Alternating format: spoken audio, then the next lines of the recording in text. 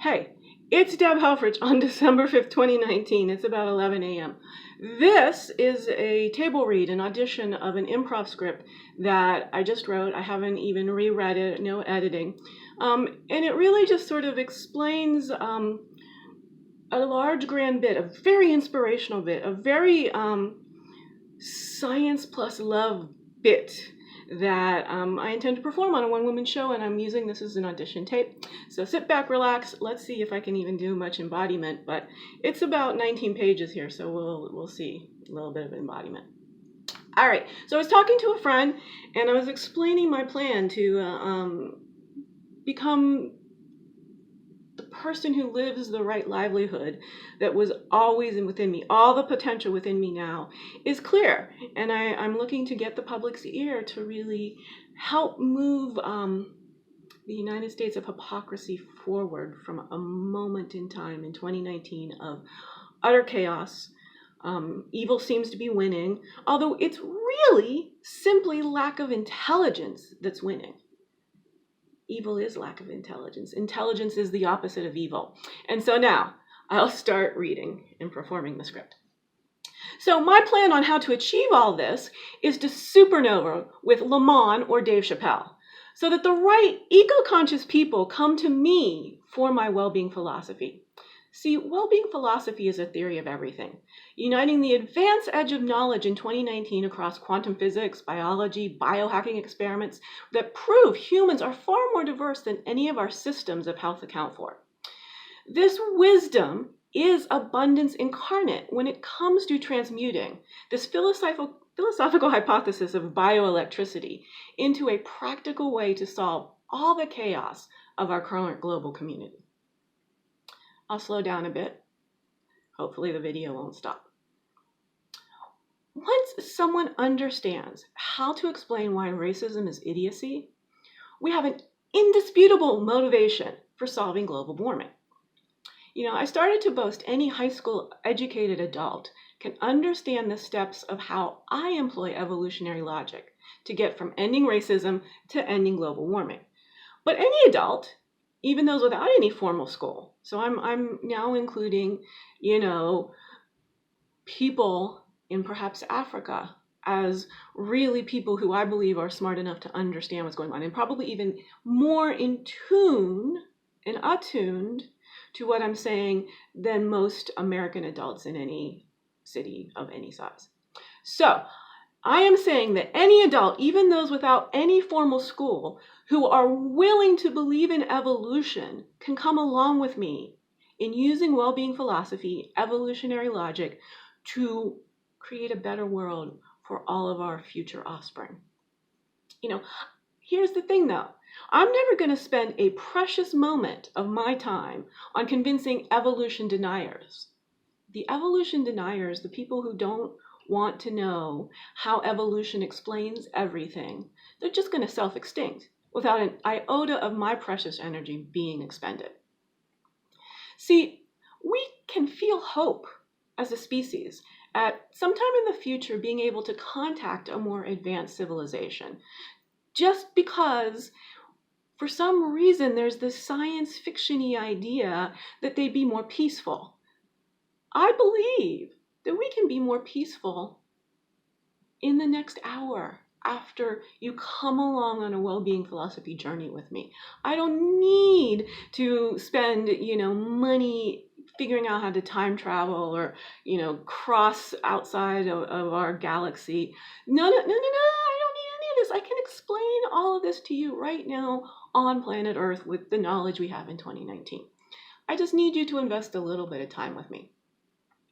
Because evolution is that more advanced intelligence, the one we're just not seeing. It's in our blind spot. God, source, life force. These concepts are all ways to describe the process of evolution. Not the outcome, the goal, the static picture. The process of evolution is intelligence. Failing fast, failing forward, always inventing. Everything is included. Evolution is inclusivity. Every molecule of life is precious and matters. And the other thing is time. See, life is dynamic, ever and always changing. It's never the same the next moment after we have measured it. However, the way we think about the world in 2019 is about the counting math of 1 + 1 = 2. Well, what I've discovered is to understand being human fully and being an integrated piece as a human being with all of life across all of the terrestrial surfaces of planet Earth, you have to learn about the context of when the math proves that 1 + 1 = 3. Now, at this point, I wouldn't have to explain this to my friends, so this is all improv. Here's the context of when it is absolutely provable that 1 + 1 = 3. I think this is probably a shocking thing, but this is how simple we can build into a complex exponential world of making real humane decisions. So I can prove to you that 1 + 1 = 3 in a very reliable context with 9 words. I don't need to go off on a big long tangent. I can just tell you. 1 man + 1 woman = a third baby. Sure, still. 1 pen, 2 pens, I can count them. That will never change. 1 + 1 is still 2, but there is a scenario when life reproduces that 1 + 1 = 3. Something from absolutely nothing. From an act of love, from the process of sharing pleasure, comes a brand new life. And that is not exclusive to us humans, is it? We've got puppies and birds and bees. Whoa, whoa, whoa, whoa, whoa. There's some new math. Puppies, 1 + 1 might equal 5.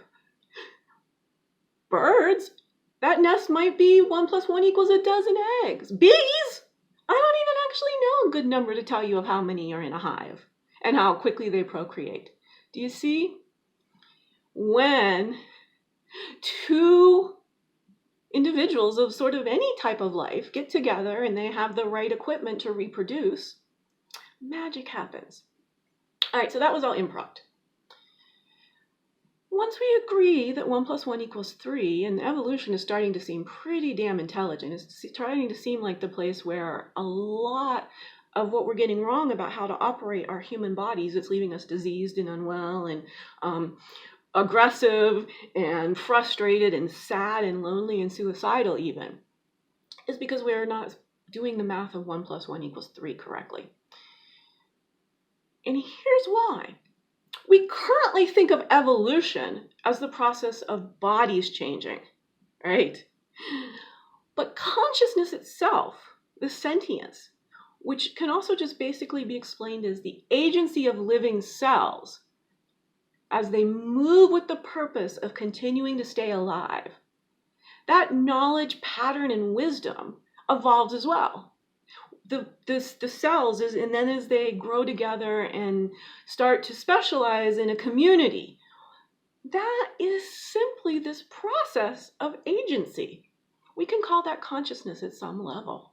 No matter what sort of type of organic cell is alive, that flow of life force is a definition of consciousness.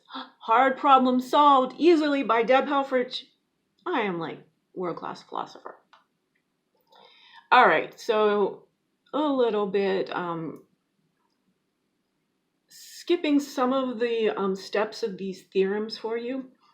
But truthfully, if you listen to this again, I think, I'm making evergreen content. It's creative and there's a little bit of flubby in there.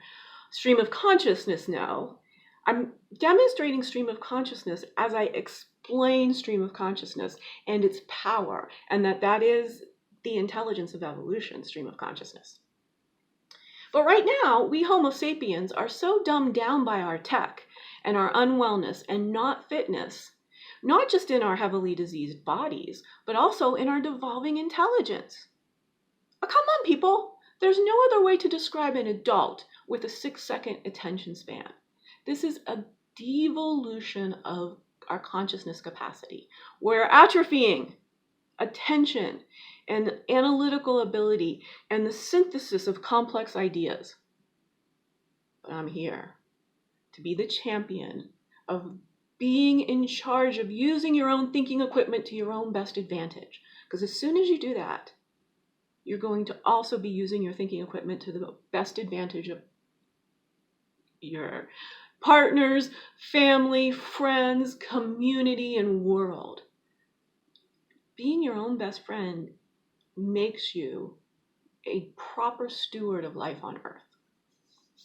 Okay, so let me show you what paying attention for a challenging amount of time to someone radiating love and wisdom might do for your hope for your own best future. Okay, I'm going to get a little bit energetic because I want you to imagine the intelligence capable of turning a lizard into a bird. Evolution 101, right? A gecko somehow has evolved into an eagle. My brain just beams so much that I can't even keep, my diction on focus. How magical, miraculous that there has been a process that turned a gecko into an eagle. It's almost phenomenally unimaginable to any of us humans to write that story. How did a tail atrophy and aerodynamic wings arrive? Wow! I mean, the awe that occurred. Now let me awestrike you even more. As beautiful as it is that majestic eagle body is the outcome from a slithering gecko body, take a deep breath with me. Let's prepare for this life-altering thought. Imagine the feelings of elation present in a brain, a mind, that slithered as it imagined soaring. How awesome is the physiological change? But imagine the mind state of all of a sudden always spending your day in the process of soaring in your own best interest. Now be clear, I'm not asking you to believe any individual gecko knew what was in store if it stayed alive and procreated to advance the cause of life. There was no sort of intentionality there in any given individual, but it was the potential of zillions of adaptations, good, bad, that succeeded and failed in cycles that did that. Just being present to what the environmental signals suggested might be useful, what it proved needed to be really strong. This is how evolution occurred, from the environment through the individual, and then the individual onto the next individual, assessing the environment, okay? But I'm not just describing evolution here. I'm describing to you the process of how much potential the human mind has. Now mine, specifically, Deb Helfrich's brain, is the one creating this performance that she believes offers a theory that is both utterly inspirational in a sort of religious sense of invoking awe, but that is also practical advice. Let's get to it, people. Come along with me. I did it. I did it for myself and can prove it physiologically and through the testimonials of people who came along in the process with me. So, my process of being human and the way I'm expressing my essential self is telling an evolutionary story that's dedicated to preserving the process of evolution. Because in 2019, Homo sapiens has to evolve past our current destructive ways. We have to build a life-centric world. My catchphrase is, I demand a life-centric world. Every single organic cell has value and is priceless to the process of supporting evolution across the whole planet, up and down, all of the genus species, across, it's all interwoven, right? If a certain plant dies out, then it can be very inevitable that a whole species of mammal goes away. Something happens to the bees, a mere insect. We understand the consequences, don't. You understand the consequences of harming even a single bee so clearly that you have to go numb yourself out with a pint of Ben & Jerry's.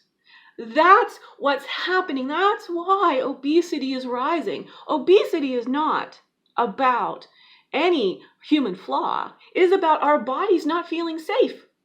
Our bodies feeling we need to store in perfect human nutrition, have it on board because the environment is changing so drastically, rapidly, or toxically, or it's so poisoned. Something is wrong with your environment. You are not safe there. When you put on more weight than what your frame can handle as a seasonal variety based on what latitude you live in. People of a northern variety biologically are capable of storing in more fat because their growing seasons are very small. Not the case for people who are more equatorial based. They are very lean and really suffer if their environment, if they're in New York City, in a food desert of nothing but convenience food that doesn't have any real live active nutrition in it. It's all been freeze-dried, packaged. That human's going to put on weight so quickly, and it is going to be so dangerous to their lovely darker skinned body. And I want to stop that right now. We all deserve to be in bodies that embody and empower us to get these lovely brains out, just like I'm getting mine out right now. So we love the, hashtag who matters, right? This is one of the things that happen. So, in mine, I'm just going to do hashtag geckos matter. Geico, that promotional check. We better have a discussion. But then there's also hashtag equals matter. Hashtag even single-celled amoebas matter. Every molecule of life is worth having an adult American, any adult across the globe, making decisions to not harm life in a chain that almost inevitably always harms humans. It may be a very faint signal, but if you gave me time, I can trace back nearly every bad, inhumane decision to the way you or your kids is being harmed. All life, everything that's alive, contributes to every living cell, epigenetically across the environment, across the atmosphere, across whether or not fresh fruits and vegetables are available in your zip code, whether or not there are nothing but liquor stores within every single bus line. These are the kinds of environmental variables that predict an immense amount of disease, and it's absolutely evil. And it's not happening, I don't feel, because no human is that smart to really understand all that. The liquor stores are not talking to the produce vendors, who are not talking to the grocery, to the immigrants coming in, setting up their own stores. This is all, it's just because of the chaos, because we're not going, oh, well, how do I best serve the people who live here? The person's saying, how do I make the most money in the least amount of time for myself? And there's all just selfishness. But ultimately, then that person, maybe they account for riches, but they're going to get cancer because of the whole field of the neighborhood is just unwell.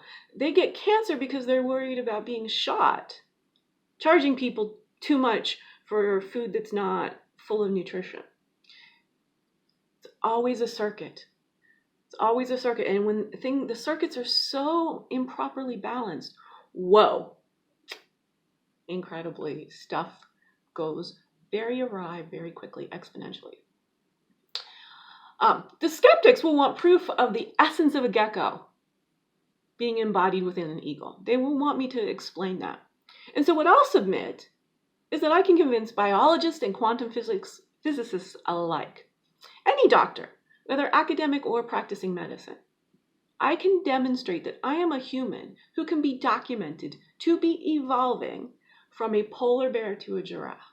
And what I mean is essentially the environment and the body that got produced in the first 49 years of my life very much represent a polar bear across many dimensions. And then as I turn 50, the body and the environment that I'm now choosing to co-create is one that can support the body of a giraffe. Fascinating, fascinating stuff that goes from being very pale, very fierce and isolated and alone, hibernating a lot, to a person getting our freckles on and strolling around out in the sunshine and giving the best she's got within her out to the world in case it might help improve things a little. Look, I hibernated my whole life. It was my medicine. And current science is pretty certain that sleep and its protected access to the parasympathetic nervous state is when healing occurs. If you're a human like me, who from infancy listens to and obeys her own body's direct messages for sleep, you live to the age of 50, never consulting Western medicine for pain or injury. I just let my body heal. I'd go to sleep. I didn't feel well. I'd go to sleep. Whether that was an upset stomach or it was the stress of spending all of my high school education bored out of my crazy mind. Look at school, even though I did well enough to get the education that I needed, so boring for me. Because my own body, my own truth, my own intelligence always directed me to the right external stimuli to help move along this theory. Because my body is my own expert physician, and yours is too. But right now, you distrust the only truth you can personally verify. We're so caught up in fake news and being marketed to. There's one trustworthy signal in your environment. There may be many, but how do you assess the root, as a philosopher would say, to get right down to the basics? Where is that first unit of trust? It's your lovely body. Okay? Listen to your body's cravings, for instance. Your body isn't trying to trick you into being fat so you can be unpopular. It's trying to keep you alive. Your body is sending you a craving based on what it understands to be your environmental food supply. It's telling you what it needs you to meet to put in your mouth so it can continue staying alive. So it's prompting you to ingest the most appropriate substance that your actual life experience suggests to your body to crave because it is readily and plentifully available. In and out, back and forth, always flowing. When all you've been doing is having processed food, your body and its cravings will go because there's not the kind of nutrition your body is built to handle. Now, we've got impressive pieces of equipment here. They are meant to roam, to migrate, to go to entirely new food sources, to survive in the Arctic and at the equator. So for a period of time, we can literally eat junk and trash, as can our dogs. That's why we're very parallel species, being omnivores and just surviving on whatever for some point in time. Your environmental variables are the key to everything you think is wrong with you, whether that's mentally or physiologically or socially or culturally or professionally. The environmental variables are affecting whether you can be who you know you are inside.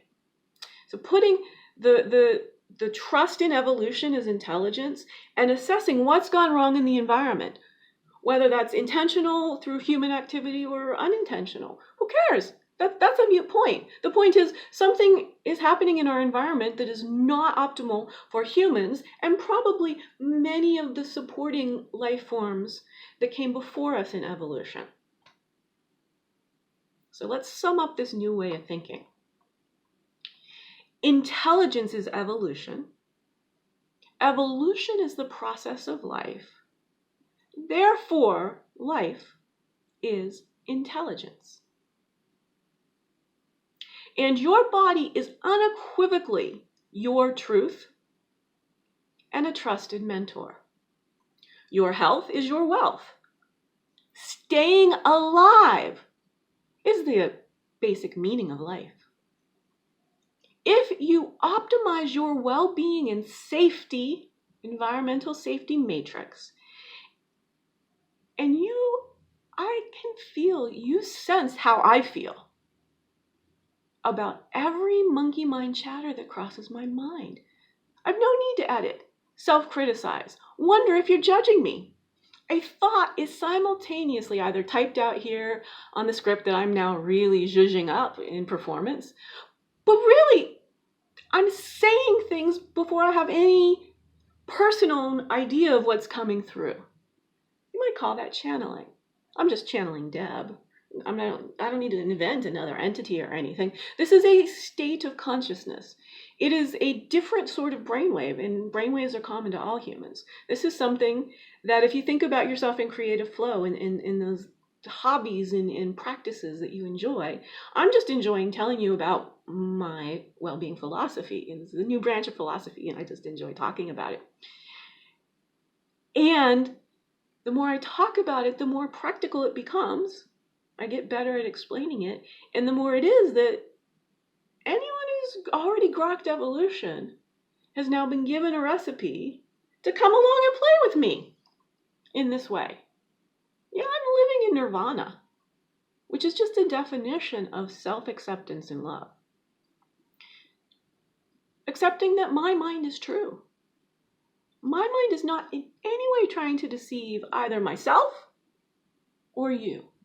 And you being an audience of adults in America who are very interested in racial harmony and in figuring out how to take the lopsided financial cliff and distribute all this abundance so that every American has a chance to gift the world their best potential.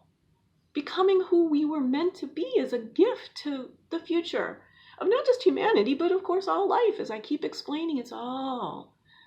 We only stay alive if the bees do. And the bees only stay alive if we keep a wide variety of plants alive. See how simple it is to really go, oh yeah. Let's stop arguing about terms, global warming, climate change. Let's just fix all this. How you get there, how you become who you are, is feel what you feel, say what you need to say.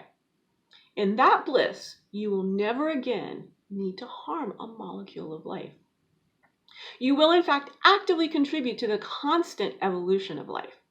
Evolutionary logic, the methodology behind well-being philosophy, and its theories, hypotheses, and principles will help you think humanely, to make decisions humanely. The only thing we need to understand to change the world, right, all wrong, solve all issues, is that it's all because an adult Homo sapien had a thought they brought into coexistence with the rest of the planet. I mean, this isn't a woo-woo statement, please understand. That's a description of the vast cooperation it takes to achieve both good and evil thoughts, manifesting actions and behaviors and outcomes on the plane of human interaction here on terrestrial Earth. And we all agree to play ball, some way, shape, or form. But when things got to a certain pressure point, a certain tipping point, I chose to become a hermit, hibernate, self-isolate. Because what I felt so deeply was that the cultural and societal zeitgeist of the United States of hypocrisy, the US of petty tyrants, had become a game that would cause the self-extinctions of my species. I needed to observe that game intently as I saw the rules devolving into chaos. I refused to play ball so that I could give the gift of my stories to the future of humanity, to the future of all life. I'm humbled and proud to be the one to describe the game of life in this way. It is just a story. It is just a performance to try and help you, first of all, get well, and then do great things in the world. That's a pretty good description of how to describe the game of life. Our future is so bright, even as it seems we have nearly lost all our light. I make you a guarantee. If you'll invest the time to understand how well-being philosophy describes how to operate a human body into daily states of self-directed bliss, that's all I'm doing here, having fun, playing, being my childlike self, putting on a play for my parents in the living room. That's all this is. You can do this. This is a recipe for you to do this yourself. A recipe for you to love every thought that crosses your mind. Then do the hard work of putting your trust in your own body and mind as a united entity of you. It is impossible for either your body or mind to intend you harm. Yet, the harm we are all currently experiencing is because the level of consciousness evolution in Homo sapiens, our sentience, has been lied to for a long time and told things are wrong with it. Nothing's wrong with you. Learn how to love it all. I guarantee you'll be the best person you ever thought you could turn out to be. To end, your body is an instrument of consciousness. Love every note you play. I look forward to meeting the essential you. They'll be astoundingly dazzling. And what you'll do in the world will make me awestruck. The end. Ms. Evolution, Zenzile, and the terrestrial human technically referred to as Deb Helfrich. Much love.